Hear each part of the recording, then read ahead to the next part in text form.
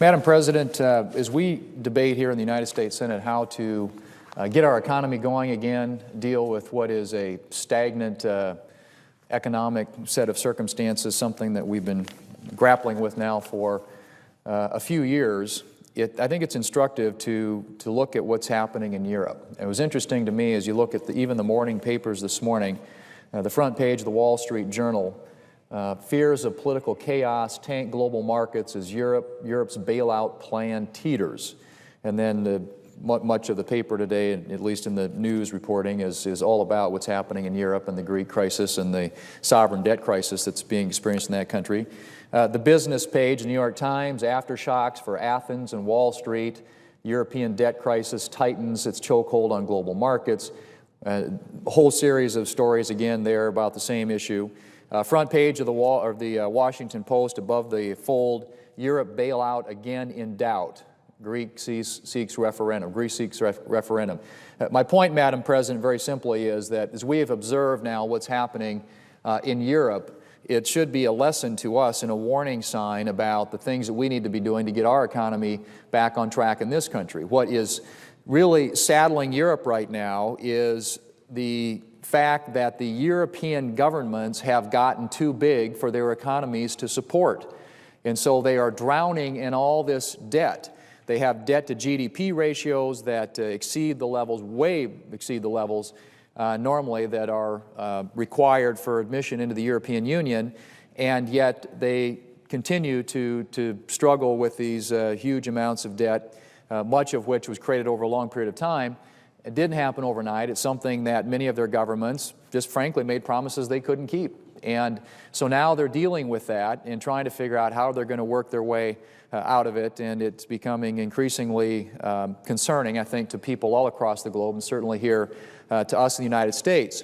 And if you look at the debt to GDP ratios in some of these countries around the world, they're pretty staggering. Greece is somewhere in the 180% debt to GDP area. You've got Portugal, Spain, countries like that in some cases in excess of 200% debt to GDP. Well, where are we in this country? We're already at about 100%. We're 1-to-1. Our debt to GDP now is at a level that we haven't seen literally since the end of World War II. Spending as a percentage of our economy, debt as a percentage of our economy, deficits as a percentage of our economy, all at historic highs relative to any time in history, at least recent history, going back to World War II. And so I think that hopefully the lesson and the takeaway from all this is that we have got to get our fiscal house in order. We are in a deep hole. We cannot continue to dig that hole deeper. And that's why when I hear the discussion about how to revive our economy, and I hear it sort of revolve around we need to have more government intervention, we need to have more government spending, that to me is clearly a warning sign that we're on the wrong path, because that is exactly what has happened in Europe. Governments have gotten too big, their economies can no longer support them, and they're now faced with these untenable circumstances, serious, dramatic austerity measures accompanied by contracting economies, all of which is leading to just a complete mess in Europe, hopefully one that will not spill over into this country and around the globe. But that concern clearly exists today, which is why you see so many of these headlines in our American papers focusing on that particular issue.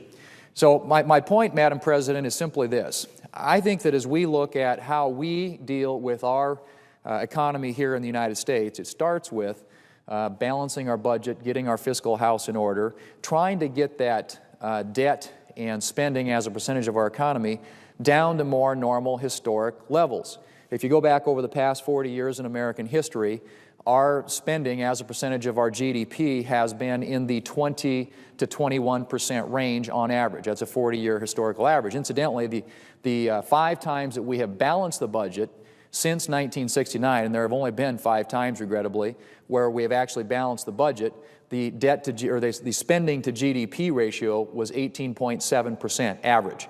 So clearly in those times when we balanced the budget going back to 1969, those 5 years, we had an economy obviously that was expanding and growing, but also we had government spending under control at a reasonable level. Well, today we're in the 24 to 25% range spending as a percentage of our economy, and again, debt to GDP now literally 100% something we haven't seen, really historic in terms of our country's economy and our fiscal situation in this country. And I think what it suggests is this, that we cannot spend our way out of this. We can't borrow our way out of this. All we do is we compound a situation, make it worse rather than better. And I think we've already seen that in the first couple of years of this presidency. President Obama, when he came into office, had a very aggressive agenda. He wanted to expand the role of government. And so we had a stimulus program funded with borrowed money that was focused on government spending, government stimulating the economy. We had a massive new health care bill, $2.5 trillion cost when it's fully implemented. That was a big expansion, the biggest expansion of government that we've seen literally in the last 40 years. We've seen excessive regulation to the point that there are now 61,000 pages of new regulations that have been issued or pushed through since this president took office, all of which, again, compounds, I think, and makes worse the problem that we have of growing spending as a percentage of GDP, growing debt as a percentage of GDP, and a shrinking private economy, or at least an economy that's not growing at the rate that we would like to see, and continuing to run unemployment rates that are north of 9%. So these are serious economic circumstances, and worsened, I believe, by the policies that have been put in place since this president took office. So I believe we need to take a different approach. We need to move in a different direction. We can't continue to double down on things that we know don't work. And clearly, government spending, government stimulus of the economy, if the last stimulus bill is any indication of that, certainly hasn't worked. So much of what I hear being talked about now from my colleagues on the other side and from this administration is very similar to that. We're talking about a lot of the same prescriptions for our economy. We need to spend more here, which of course entails more borrowing, or higher taxes on the people who create jobs in this country. And in fact, the more recent iterations of that have entailed a tax increase on people who create jobs, permanent tax increase, I might add, to pay for temporary spending programs, temporary spending ideas that have already proven not to work. And so it seems really ironic in a way that we're having that discussion. It strikes me, at least, that there are lots of other things that we ought to be thinking about if we're serious about getting the economy, American economy, back on track and growing and expanding again. Of course, we all talked about the issue of taxes. Taxes are clearly an issue when it comes to our competitive place in the world and our ability to compete with other countries around the world. We continue to see companies move jobs to other places because our tax structure in this country is not competitive. We have the second highest tax on business in the entire world right now, which I think makes us anti-competitive and makes it more difficult for us to attract jobs and investment in this country. We had, as I said, a regulatory structure that is this spinning out of control in terms of new regulations, new mandates, new requirements on American businesses. Quite simply, we are making it more costly and more difficult for American businesses to create jobs when we ought to be looking at how we can make it less difficult and less costly, less expensive, cheaper, if you will, to create jobs in this country. And so that's where we ought to be looking. And I think that a couple of things that strike me that really fit into that debate. One is tax reform. I think getting tax rates down on businesses and individuals, broadening the tax base is something that we really ought to be having a debate about. And tax reform that would put policies in place that are going to be there for a while, that there's some permanence to. We continue to change tax law every year or two, and that kind of economic uncertainty makes it very difficult for American businesses to invest. I mean, who in their right mind is going to make investments based upon a set of policies that are going to be in place for at best 2 years, at worst maybe a year? And that's how we've been setting tax policy of late. So creating economic certainty through more permanent tax changes, but tax changes, I would argue, Madam President, that promote long-term economic growth, not decision-making that is designed perhaps for people to in the near term do something that might give us a little bit of economic pop in the next 6 to 12 months, but something that actually puts in place conditions where businesses will make long-term investments, create long-term good-paying jobs right here in America. And so I think that that's the kind of economic debate that we need to be having. And frankly, instead of talking about redistribution of wealth or redistribution of income, which is so often what we hear coming out of the White House. We ought to be talking about what can we do to promote economic growth. How can we get this economy expanding and growing in a way, and what are the policies that will make that happen? Tax reform clearly, in my view, is one, and tax reform that is focused on getting rates down, making us more competitive with the rest of the world. And then I think we ought to have a debate about what we're going to do with these regulations. These regulations really are out of control. And there are a series of things that have been passed by the other body, by the House of Representatives, which they call the Forgotten 15. And there are a whole series of things dealing with domestic energy production and development, doing away with some of these costly regulations. All these things are things. These are pieces of legislation, bills, that have passed in the House of Representatives already this year. Since we came in January and this new session of Congress, there are 15 bills that have passed in the House of Representatives that haven't been acted on here in the Senate. Now, many of us have tried and will continue to try to get votes on some of these things as amendments, perhaps, to bills that might be moving through the Senate.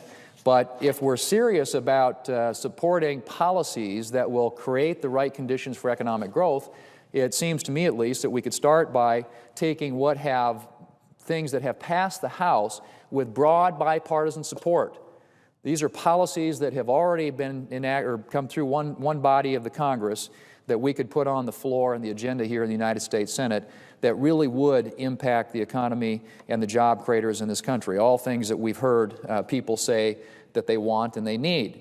Now, if you look at the number of regulations coming out of Washington, D.C., and what it would take in terms of our job creators to comply with all that, it's an astonishing 82 million hours. 82 million hours to comply at a cost of $80 billion. That's what these new regulations that are coming out of Washington just in this last year, or since this administration has taken office, that's the cost to our economy of all these new requirements that are being imposed upon our businesses. The regulations, excessive red tape, we know kills jobs, it increases our dependence upon foreign oil, and it imposes costs on our businesses that we just frankly can't afford. And if you look at what federal regulation costs job creators annually, it's somewhere along the order of $1.75 trillion. Now that's the whole composite of all the regulations that exist on the books today, not those that have just been enacted since this administration came to power, but they've taken it to a whole new level. And it's interesting because the chairman of the Business Roundtable and chairman, president, and CEO of Boeing Company, a gentleman named Jim McNerney, in a Wall Street Journal op-ed printed this Monday, noted the following, and I quote, "A tsunami of new rules and regulations from an alphabet soup of federal agencies is paralyzing investment and increasing by tens of billions of dollars the compliance costs for small and large businesses." He goes on to say, "What we face is a jobs crisis, and regulators charged with protecting the interests of the people are making worse the problem that's hurting them now. An increasingly skeptical business community needs proof Washington can put America on a sustainable fiscal footing and promote economic growth." So the recognition that we've got to get our fiscal house in order, the recognition that these alphabet soup of federal agencies are paralyzing investment, increasing by tens of billions of dollars the compliance costs for large and small businesses, is what this particular CEO, who leads a large business organization in this country, has put his finger on in terms of the things that we need to get the economy in this country growing again. And so I would hope that as we continue to have this discussion in the Senate, rather than focusing, again, on raising taxes on people who create jobs, and that's what these proposals that have been put in front of us would do. We had one we voted on the last time we were in, week before last. We've got one we're probably going to have a vote on sometime this week, essentially saying we are going to raise taxes on job creators, permanently raise taxes on job creators, to pay for spending programs, temporary spending programs that have already proven not to work. That doesn't sound like a jobs plan to me. That seems to me like another failed attempt, futile attempt to have Washington become relevant to this debate, knowing full well that it really is the job creators out there in this country. It's our private economy where the jobs are really going to be created. Now, I would also argue, Madam President, that this is as the American people follow this debate, this is a very, very a real issue for them because it affects their jobs. It's something they care deeply and profoundly about. Economic issues, bread and butter issues, kitchen table issues are the things that the American people focus on. And so I think they care deeply about this debate, and they should, because what we do here impacts them and their children and grandchildren for generations to come. If you think about the fact that today we have a $15 trillion federal debt, and what that translates into per family in this country, it's about $126,000 per family. Every family owes their share of the federal debt, $126,000. Now compound that by, when you add up the total unfunded liabilities of our federal government, which now total about over $60 trillion, and those are the obligations that we have to pay Social Security and Medicare benefits for future generations, that share of that unfunded liability per family in this country exceeds $500,000 per family.